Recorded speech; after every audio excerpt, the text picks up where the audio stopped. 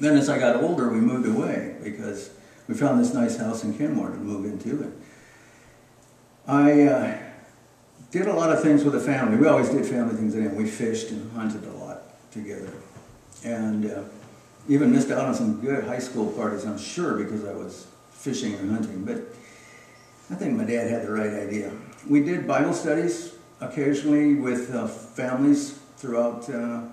My dad would have somebody come over or whatever. In fact, he still does a lot of studies.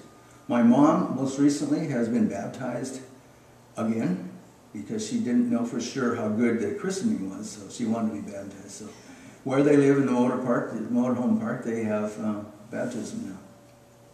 And so she's reaffirmed her faith is what it's all about. I think the time that I really, really asked Christ into my life was at a Boy Scout camp.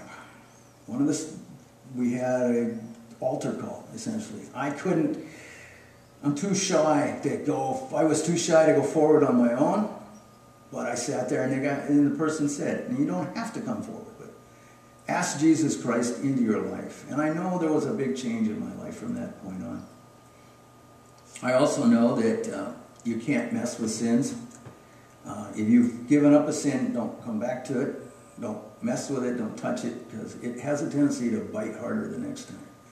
I can't give you any specifics, except for I do remember with a friend of mine, he asked me, well, gee, could I do this a little bit? I said, well, I don't know. I suppose if you try.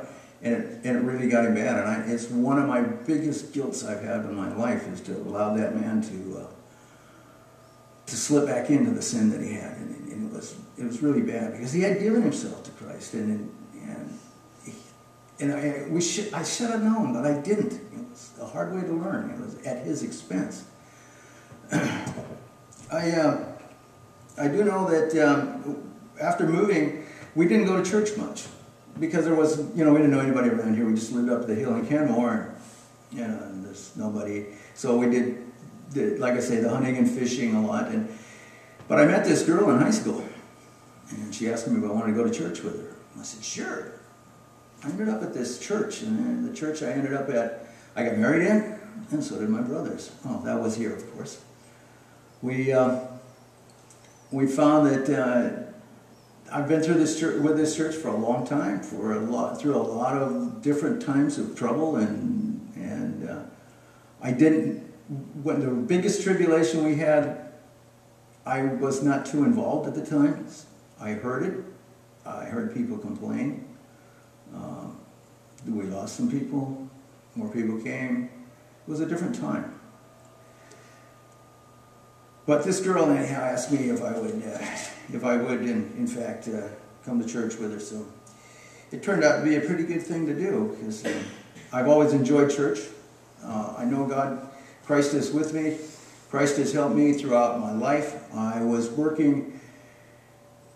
just coming on a church council, and I was doing Bible study fellowship, and running out of, I could tell that the job I was on, I was working in the shipyards, I could tell it was running out of work. The ships were going, and there was less and less work, and I was thinking, I really should be looking for a job and give up Bible study fellowship. And I would hear this, Ken, don't worry. And I was thinking, okay, you lazy person, you're telling yourself not to worry, you should really go find a job. Well, the way I work is kind of interesting in itself, but not when I work for somebody else, but I'm not in my house myself. I'm kind of like the old burning barrel. Well, we had a pile of leaves and branches and things like that, and it had sat for quite a while. The weather was really moist, and so I had some gasoline, so I took and pushed it around the pile in different spots. And I knew not to get too close when I lit it, but I took a stick and had a 10-foot stick, and I had a burning cloth on it, and I stuck it down into the burning pile, and there was this big foof, and a big blue flame, and everything settled down, and that was it. And that's kind of the way I do things sometimes if I don't watch it. I have a tendency to be a little bit towards the ADD, you might say. Now around here it doesn't happen. If you notice, when I start something at the church, people ask me if I want to do something. I don't like to leave it because I'm afraid I won't get back to it. So that's why I do a lot of projects. I start them and get them done. If I don't, it may be a while. But anyway, back to the what was I listening to when it came down to Bible study fellowship was just about over. And I went in to pay my union dues, and this fellow asked me, have you tried this? What was the apprenticeship program for the inside wireman, which I've been for the last 30 years? And I said, oh, sure, a couple times, and got turned down.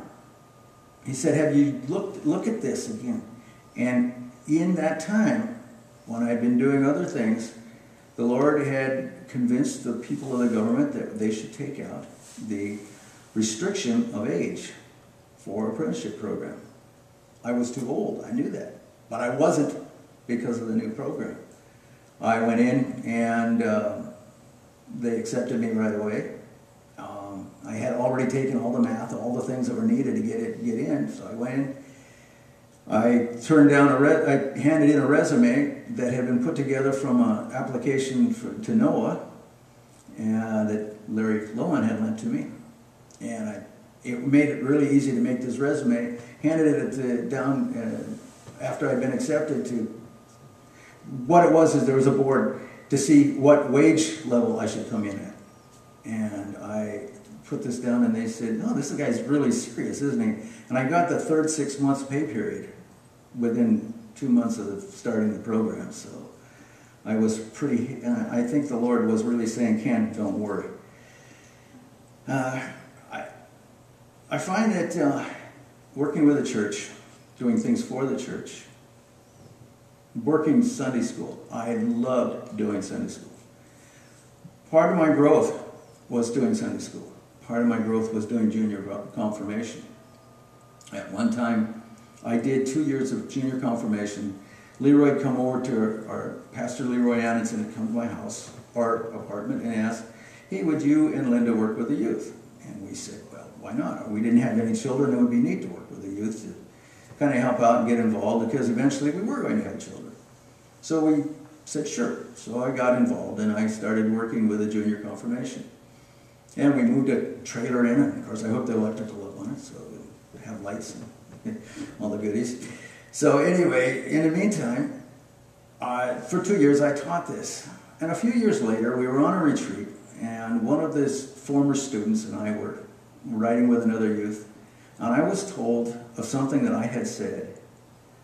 And I didn't know if anything I'd ever said would ever be heard. And it was just so neat, because it was something that dealt with this person's life at their age, a thing that is very hard to deal with, and they were so glad that I had said something about it. So the Lord does work through you. You have to just let Him talk once in a while. So Sunday school and junior confirmation has been a real blessing to me. As far as the names go,